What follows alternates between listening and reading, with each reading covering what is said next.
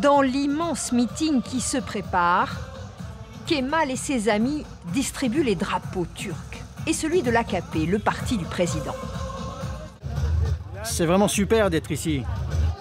Ses amis ont 18 ans et ils sont nés au début de l'ère Erdogan. Je suis très excité de voter pour la première fois. Une génération qui n'a connu que cet homme fort et qui l'admire. Ça me touche personnellement de voir celui qui a travaillé si dur pour l'avenir de notre pays. Le groupe est scolarisé dans un lycée religieux, ce que Erdogan a créé en Turquie pour former une génération pieuse. On voit ça comme une grande famille. Et lui, en chef de file au niveau mondial grâce à ce qu'il a fait pour l'islam. Une jeunesse conquise, mais c'est loin d'être le cas dans les plus grandes villes. Istanbul, quartier de Kasım Pacha, le fief de Erdogan. Chez ce barbier, le doute s'est installé pour Emir, 20 ans, garçon coiffeur. Vous allez voter pour Erdogan ? Non. Sa famille est pro-Erdogan, mais la crise économique éloigne le jeune homme du président. Tayyip Erdogan a fait beaucoup de choses pour le pays, mais là, il n'y arrive plus.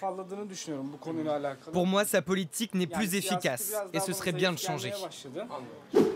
Une jeunesse touchée par la crise et qui aspire aussi à plus de liberté. Nous sommes près de la faculté d'Istanbul. 18 000 étudiants, un haut lieu de l'opposition à Erdogan. Aselia, Semre et Sagaslou ont 23 ans. Elles militent pour le droit des femmes, mais pas seulement. Ça dit liberté pour les prisonniers politiques. Et celui-là dit vous avez une place en tant que femme, rejoignez-nous. Dimanche, les 3 jeunes femmes voteront pour l'opposition. Elles reprochent à Erdogan de s'être attribué trop de pouvoir, et notamment celui de nommer directement les recteurs d'université. Sur leur téléphone, les images des manifestations auxquelles elles ont participé en 2021. 2 d'entre elles ont été arrêtées par la police. Ce n'était pas juste. J'exerçais mon droit élémentaire, celui de manifester mon mécontentement contre une décision du président.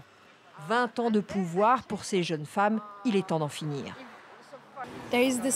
C'est comme si on m'avait prise à la gorge et qu'on serrait. Et ça dure depuis 20 ans, au point que je ne peux plus respirer.